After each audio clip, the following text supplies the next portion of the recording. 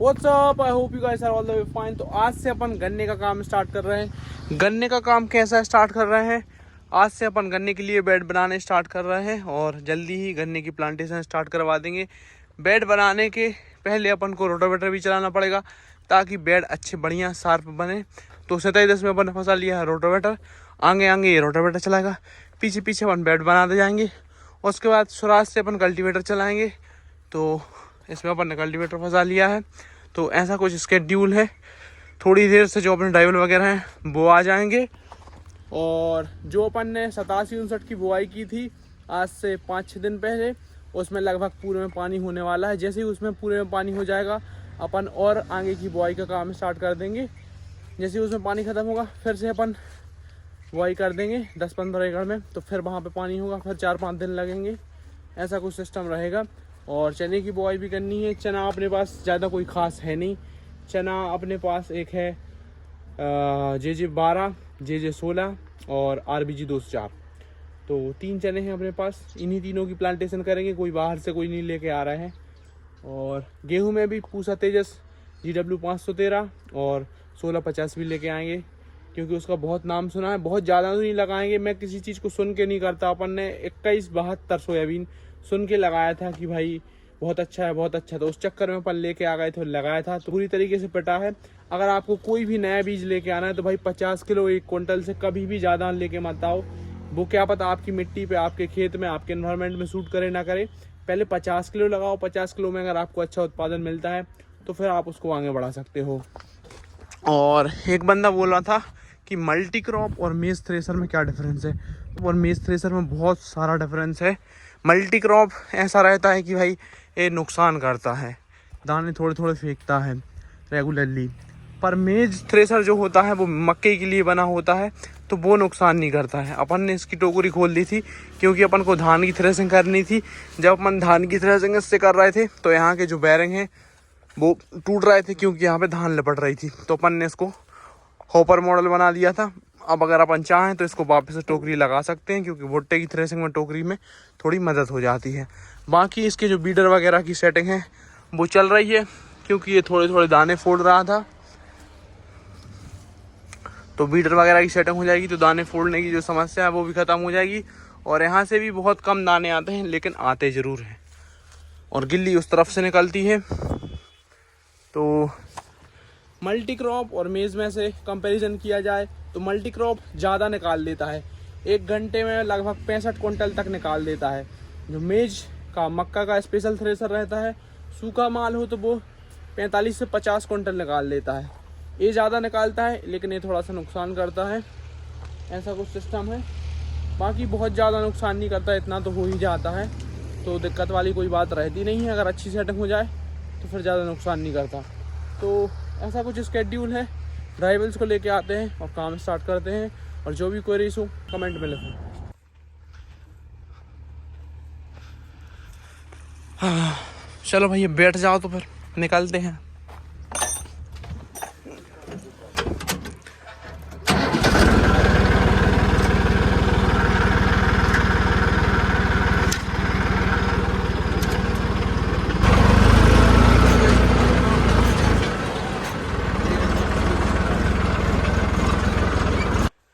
तो भाई साहब अपन खेत पर आ गए हैं और आप देख सकते हो पूसा तेजस का बहुत बढ़िया जर्मिनेशन हो रहा है, आप देख पा रहे हो। तो पूसा तेजस का बढ़िया जर्मिनेशन हो रहा है। वहाँ पे हरी होनी स्टार्ट हो गई है। अपन बेड मेकर लेके आए हैं, अंकित भाई रोटावेटर लेके आए हैं। अब आगे आगे अपन चलाएंगे रोटावेटर, पीछे पीछे चलाएंगे बेड मेकर। और फटाफट से गन्ने का खेत तैयार करते हैं। कल से गन्ने की कटाई छिलाई चालू करवा देंगे।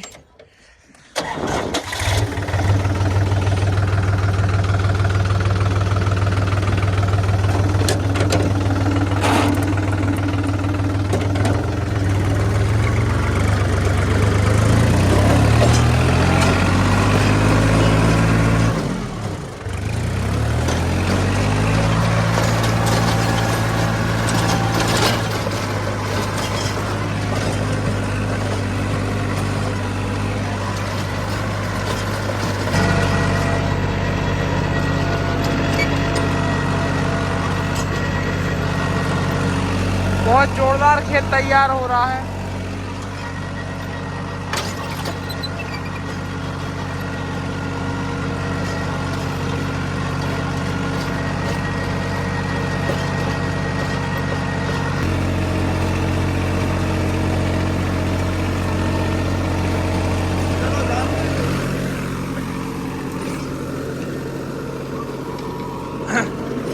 तो एमपी की जो मिट्टी है इसमें रोटावेटर पे कुछ ज़्यादा खास लोड पड़ता नहीं है और ऊपर ऊपर चलता है। जो पंजाब की मिट्टी है या फिर यूपी की मिट्टी है, राजस्थान की मिट्टी है, वहाँ पे बहुत ज़्यादा गहरा रोटावेटर जाता है, गहराई में जाता है।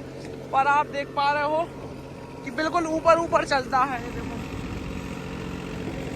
बहुत ज़्यादा गहराई में नहीं जाता है रोटावेटर। एमपी की मिट्टी बहुत अलग है बाकी मिट्टियों से। तो अब अपन चलते हैं, बेड निकालते हैं बढ़िया सीधे सीधे, एकदम सीधे बेड खींचने का ट्राई करेंगे। चलो देखते हैं हो पाता है कि नहीं।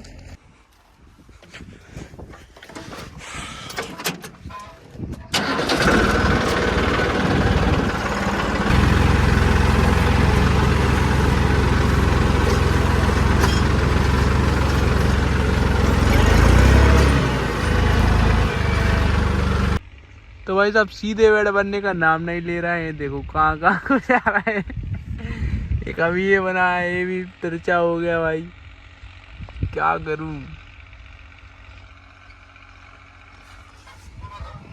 अब इनको मिटवाते हैं फिर। तो जो ये वाला बेड मेकर है भाई, इससे थोड़ा मजा सा नहीं आ रहा है बेड बनाने में, और बेड सीधे भी नहीं बन रहे हैं।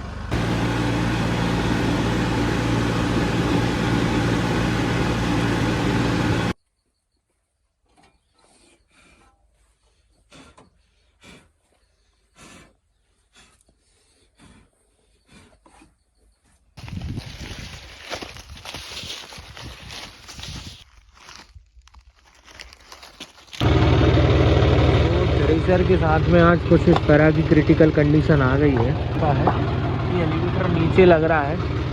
एलिवेटर नीचे लग रहा है तो अपन ने ये पत्थर डलवाए हैं और काफ़ी ढलान वाली जगह है, लो फर्स्ट लगा करके और स्लोली इसको उतारते हैं।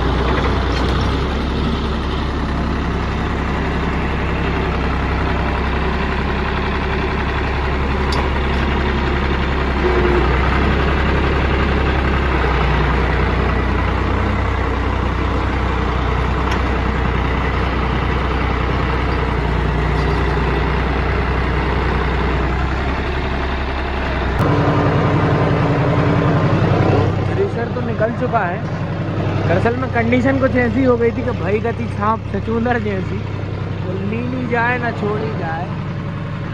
क्योंकि मैं बीच में आके फंस गया था और अब रिवर्स लौटना भी पॉसिबल नहीं था, तो फिर मुझे जो भी एफर्ट्स लगाने पड़े आगे निकालना पड़ा, क्योंकि लौटने का कोई रास्ता था नहीं। अब बाकी ड्राइवर आएगा थोड़ा सा, उसके लिए डिफ़िकल्ट होगा निकालना यहाँ से, तो बाकी अपन साथ में रहेंगे और निकलवाएंगे बाहर। अभी तो जाके टास्क को पूरा करना है और डिफ़िकल्ट रास्ता पार करा के, और अपन ने थ्रेशर को चालू करा दिया है। और थ्रेशर को ये डिफ़िकल्ट रास्ता इसलिए पार कराया क्योंकि यहाँ काम दिन भर का है। तो अभी बिमलेश भाई आ जाएंगे और वो कंटिन्यू करेंगे थ्रेशर को। और हमारे कुछ भाई बंधुओं का सवाल रहता है कि अपन रेंट से भी चलाते हैं, तो हाँ रेंट से चलाते हैं। तो भाई साहब अपन स्वराज को लेके चलते हैं, कल्टीवेटर फंसा लिया है।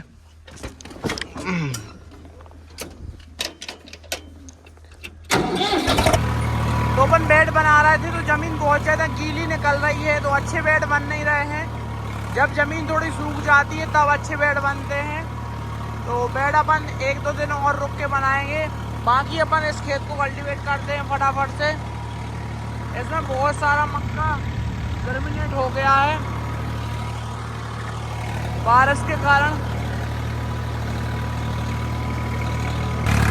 तो ये जो प्लॉट है ये लगभग 12-12.5 एकड़ का प्लॉट होगा। तो अपन इसको कल्टीवेट कर रहे हैं और आप टैंक देख लो ऑलमोस्ट फुल है, थोड़ा ही सा बस खाली रह गया था। तो अब देखते हैं भाई ये फुल टैंक में 12 एकड़ को कल्टीवेट कर पाता है कि नहीं। अपन लो चौथे में चला रहे हैं। 1400 RPM पे गहराई बहुत ज़्यादा नहीं ले रखी है क्योंकि अपन पखंडी नहीं पस्तान नहीं कर रहे हैं, तो ऊपर ऊपर चला रहे हैं।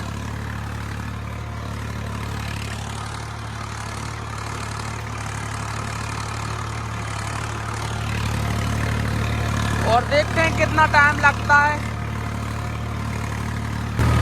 तो अपन ने लगभग 11:30 बजे इस खेत को स्टार्ट किया था और अभी 3 बज गए हैं और अपन रेगुलरली ट्रैक्टर चला रहे हैं।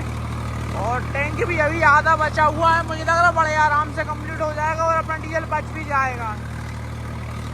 और काम भी बहुत फटाफट कर रहा है, मुझे लग रहा है 1.5-2 घंटे में अपन फ्री हो जाएंगे। 2 घंटे से ज़्यादा ही लगेंगे। और अंकित ने भी ऊपर वाले खेत में रोटावेटर का काफ़ी हद तक काम कर दिया होगा।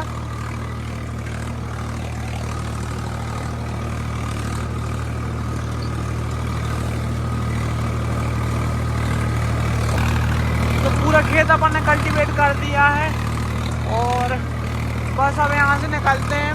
वैसे कल्टीवेट तो अपन को एक खेत और करना है, पर अब मेरी दम नहीं बची है, अब नहीं कर पाऊँगा। और सुई भी चेक करो, सुई भी लगभग डाउन ही आ गई है। अभी मैं इसको हाई के पहले में चला रहा हूँ। जब से मैंने इसको हाई के पहले में चलाया है तब इसने ज़्यादा डीजल पीना स्टार्ट किया है, वरना जब अपन ने काम शुरू किया था उस टाइम पे इतना डीजल नहीं पी रहा था।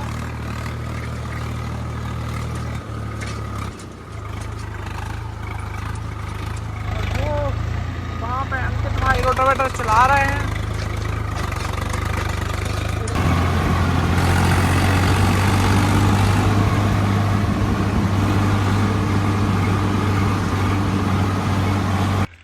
तो भाई साहब वहाँ पे चल रहा है 4710। और आप देखो MP में भी इस तरीके से मिट्टी तैयार की जा सकती है, जैसे पंजाब में आलू लगाते हैं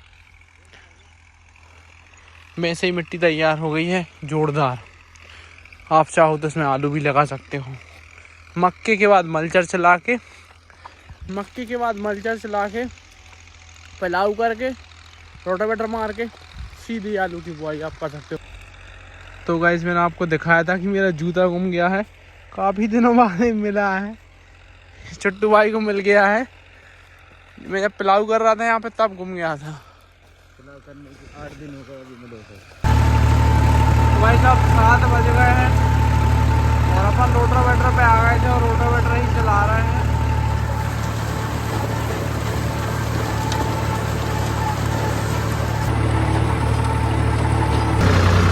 तो भाई साहब रात के बज गए 10:30 और अपन यहाँ से निकल रहे हैं। आज मैंने ट्रैक्टर चलाया होगा 9-10 घंटे से कम नहीं चलाया है। 9-10 घंटे में सीट पे बैठा रहा हूँ और अब तो बहुत ज़्यादा ठंड भी लग रही है। मैं ऐसी प्लानिंग से आया नहीं था कि इतनी रात तक चलाऊँगा, पर अपन ने सोचा कि काम निपटा ही देते हैं। एक खेत का काम तो निपट गया है, बाकी कल सुबह से फिर से चलाना है। और बहुत ठंड लग रही है, बहुत ठंड लग रही है। अब बोनी करने का सही समय आ गया है। अगर आपको किसी भी चीज़ की बुआई करनी है तो अब हिचकिचाने का वक्त नहीं है, अब फटाफट से बुआई करते चलो नॉन स्टॉप। अपन 1-2 दिन में और भी बुआई करेंगे क्योंकि जो बुआई अपन ने उस दिन की थी उसमें सारे में पानी हो गया है।